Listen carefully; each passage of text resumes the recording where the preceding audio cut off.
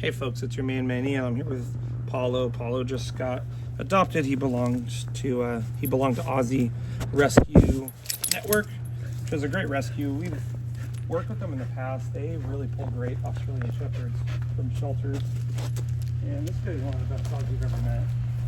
What I wanted to go over right now is this idea of structured play. I just have to know where his frisbee is. You'll notice when you look around the yard, there's no toys out, and you'll notice. Dad took the frisbee home.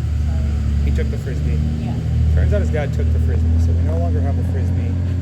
When this morning? No, I gave it to him yesterday. Oh, so yeah, he has the frisbee. So let's see. You'll notice there's no toys around the yard, folks, and you'll notice he's already in a high state of arousal. No. Okay.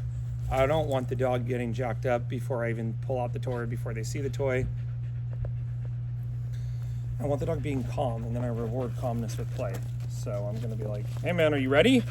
You ready to play? Let's go over here now to the toy bin, and then let's see what toys we have. You notice we don't have these in baskets. I go to people's houses sometimes and the toys are in a basket the dog can access. That's really not ideal. We actually have another, this is a Hyper Pet frisbee. So we do have a frisbee here. That's what we're gonna primarily use to work with him. We're gonna go into this little yard and go into a structured area so he can't take the toy and run away with it. We don't want the dog taking the toy and running away with it. Either way, it's not really a fun game for us. So we're gonna play with him in a small area. You see the arousal here, how he's just associating arousal with being near someone. Be aware, you get what you pet. You pet this dog when he's really excited. He's gonna associate being around you with being excited. If you pet him when he's calm, he'll be calm around you. Really, the way I like to train my dogs is, hey, when I pull out the toy, that's when I want you excited around me. Hey, you ready? Okay, get it.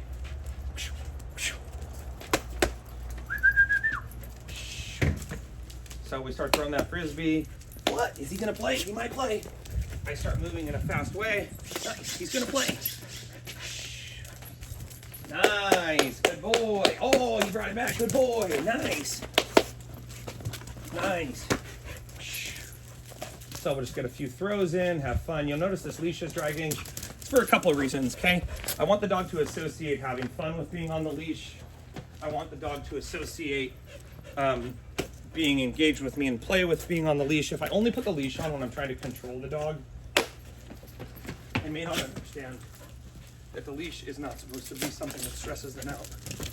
The other reason I have the leash on, so I can guide him during play.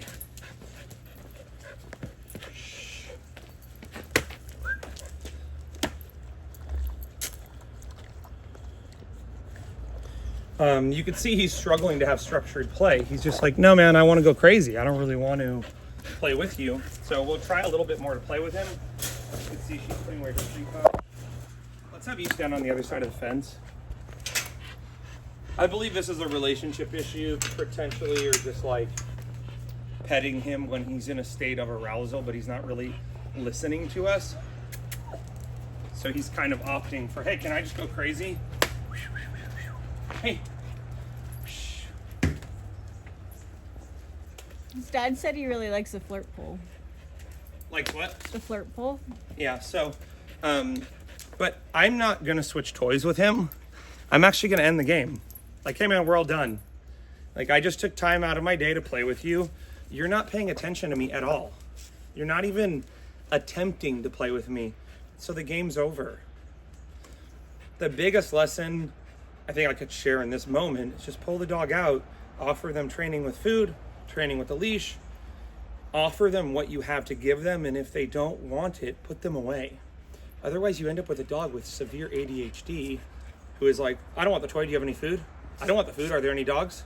Oh, I don't want any dogs. Are there any balls to chase? And your dog is not gonna stay focused on one reinforcer or one reward at a time. They're gonna constantly be like, where's the food? Where's the toy? Where's another dog? So I'm gonna end the game session with him and be like, hey man, we're all done. Or at least temporarily pause the session. But I don't wanna reward that lack of engagement, lack of paying attention to me, and then be like, cool, now I'm gonna go get the flirt pole. It's the same thing. I go to give the dog treats, they don't want treats, and then I go, oh, now I'm gonna go get chicken. Now I'm gonna go get beef. There is something called single event learning. You could Google search single event learning, and it happens. In learning theory. Single event learning states that something can happen one time, and the dog will be deeply impressed by that event. So for example, right now, he doesn't want the Frisbee. I'm a professional trainer. I'm being all playful. Guys, I'm running around like a child. And he's like, nah, I don't want to play with you. So then I end up going and getting the flirt pole, and he goes, oh man, if I don't want to play with him, if I ignore him, if I jump on this person and I ignore him, he's going to go get the flirt pole. I know what to do. Ignore the person, and then they're going to go get a better toy to get your attention. So even by pausing right now, I'm showing him, hey man, that's not how it's going to work. Like if you want to sit down and be calm, hey, come here. And you want to pay attention to me, sit.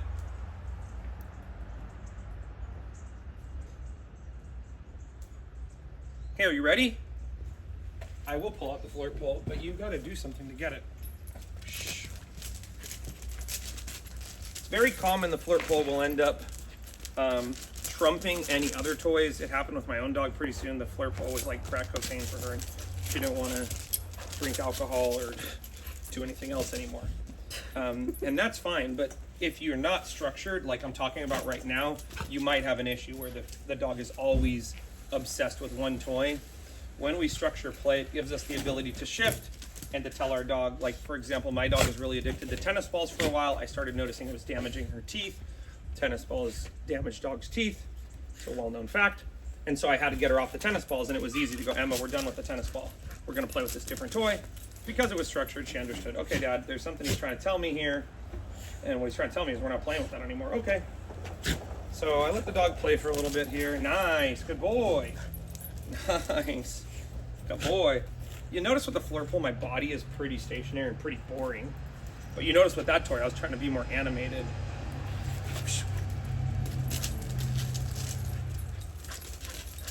I'm gonna let him catch it. Let's see if he wants to tug. Nice. Oh, you know, anytime people are telling me the dog is taking objects and chewing them up, that's a dog that's basically trying to play keep away. Hey, I want to get that shoe, and then I want you to try to take it from me. It's basically a game of tug. So I want to fulfill that need he has to take stuff from me and go, whoa, man, good job. Wow, you're a good boy. Oh, you're strong. Wow. What a good boy. I'm going to hold the toy very stationary here. Time out. I'm going to grab the leash. Let's go. Sit. Get it.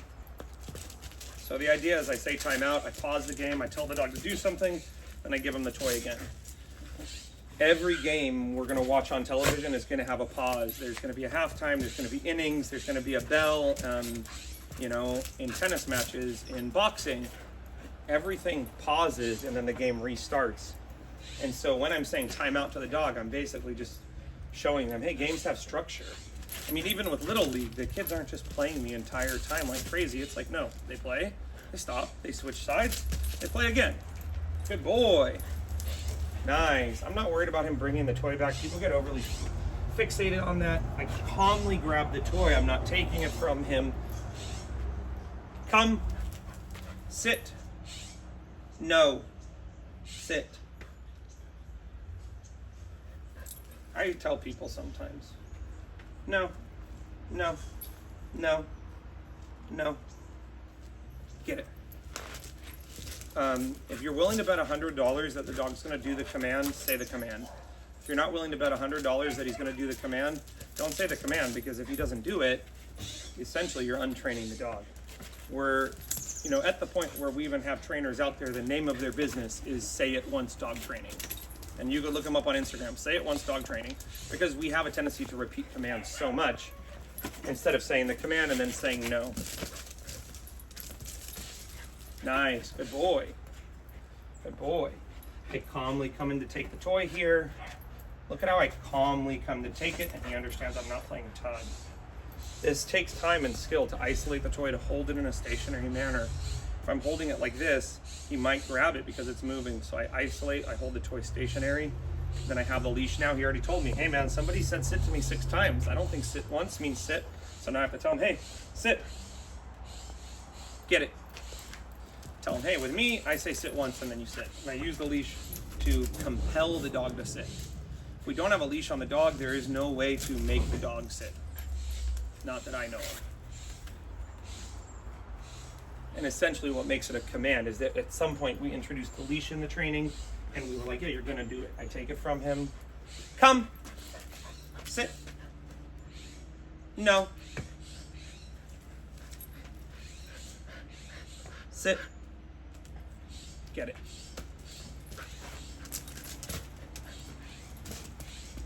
So he's already told me, don't say it if there's no leash on me, I'm not gonna do it. I'm gonna wait for you to say it 3 times.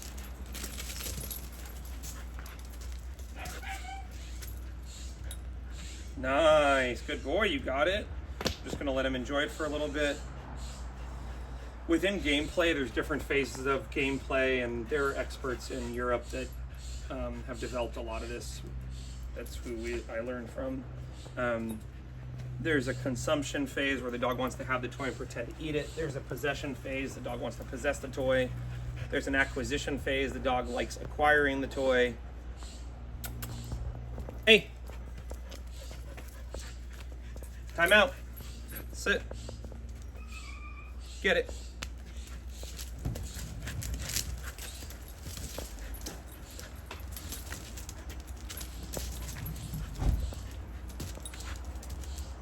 Nice. Watch the difference when I play tug with him.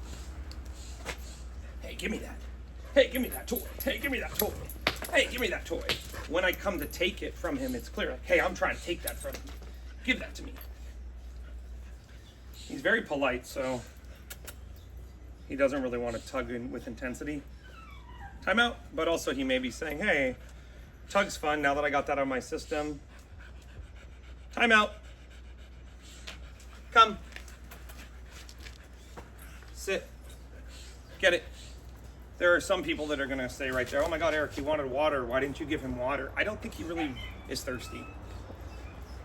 If you want to go on Google, look up in learning theory, displacement behavior. I believe the water drinking right now is actually displacement behavior. He doesn't understand how to deal with the fact that I'm structuring the game and not just giving the kid a baseball and a bat and going, yeah, kid, just hit the ball wherever you want to hit it.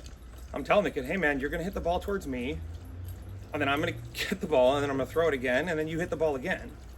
And so a lot of times the obsessive smelling, obsessive drinking, obsessive licking, jumping up on us, what it really is a dog. It's almost like a child chewing their nails or a kid drawing on the desk at school. It's not that they want to be an amazing artist. It's just that they are stressed by the process of learning and they are trying to take their attention away from it. So you can see with him, he's like, man, this guy is structuring the game and that's not what I want. I just want to go crazy and get that complete fulfillment without any rules. And you're gonna see, like, with dog socialization, you're gonna see this. There are dogs who just play completely insane. You tell them to stop, they're not gonna stop. They could hurt themselves, they could play too intense with another dog. They could get so addicted to that chaos that they can start to, pester dogs that aren't into that type of play. And then there's other types of dogs that are going to play in a structured manner. They're going to calm up calmly. Hey man, you want to play? What type of game do we play? We're going to play chase. We're going to play wrestling. They're going to play.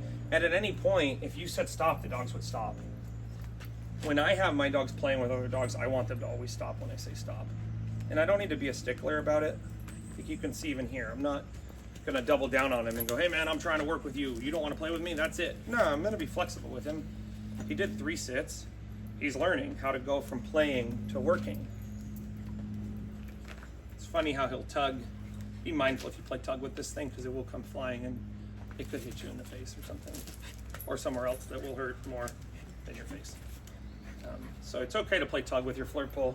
You could see he will play tug here because he doesn't feel like it's being as confrontational with me when it's on a string.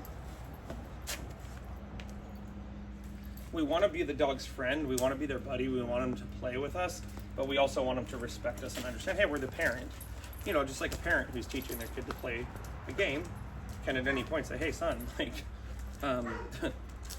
that's actually the wrong goal, you got to kick the ball that way. Oh, okay, Dad, thanks. Good boy.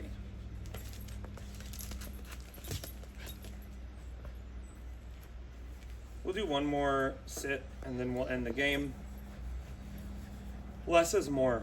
So playing with him for 5 or 10 minutes in a structured manner will actually create a dog that is more attentive to you, appreciates the play more, appreciates those opportunities. Sometimes we play with the dog for 20, 30 minutes until they're physically exhausted, and then we pull them out later and we're like, hey, you want to play? You want to do what I tell you and play? And the dog's like, nah, I'm good. So I want to leave the dog wanting more. So I grab the toy. Time out. He already knows. Get it. He goes, oh, I get it. He wants me to sit, and then he lets me go crazy again. Once again, there's a temptation to do that again now. There's a part of me that wants that euphoria, that wants that feeling of accomplishment, and I want to see him just do an automatic sit again. But what if we try to do it again and he doesn't do it like that? I'm not going to feel those feelings, and neither will he. So, good boy, are we all done? Nice, we're all done. Good boy. All done. All done. When we have a start, when we have a stop, we have the opportunity to, at any point in time, stop the game with the dog, and they're not going to be frustrated. Let's say we're on a road trip. We pull the dog out to play fetch, and then all of a sudden somebody else gets out of their car, and they have a dog off leash, and they're playing fetch. And we just go, hey, man, we got to end the game. Like, there's another dog playing fetch here. It's just too chaotic. Or let's say we're, in a quiet area, and then a car comes up, and we go, hey, man, there's traffic now. We got to go. No problem. What if it starts raining? So the more we can start the game and stop the game, we're going to have a dog that, hey, you want to play for 5 minutes? Yeah. Oh, hey, man, I got to end the game right now. Okay, no problem. Good boy. Are we all done? You notice my body language is very clear. When we're playing, I sit down. When we're playing, I get all excited and crazy. And then when we're chilling out, no. I just sit here. Why did I stop petting him? Because he's associating petting with arousal and kind of pushing on me. I always ask everybody if the petting is so important, why the dogs don't pet each other. I mean, there's a couple of videos on Instagram. I saw one of a border collie petting another border collie with its paw, but typically the dogs groom each other, and it's hierarchy. It's a hierarchy. The subordinate animal grooms the more authoritative animal. So there's nothing wrong with petting the dog, just like giving your child ice cream. But you just want to make sure they have vegetables and they got rice and like healthy stuff too. And it's the same thing. There's nothing wrong with petting the dog. You just want to make sure, hey, am I petting the dog when they're crazy? Like, do they respect me? Are they understanding I'm petting them for being a good dog and for listening?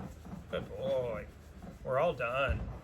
I'm using more pressure. You can't tell, but I'm using pressure. I'm kind of massaging him. But if I were to like tickle him, which a lot of people do, I think we just like getting the dogs excited, so we tend to tickle them. We associate the excitement with happiness, but for me, I know dogs are here to be calm, remind us to be calm. Good boy. I'm going to touch his spine here. We're all done. In a perfect world, he's going to lay down here, but if not, I don't care. All done.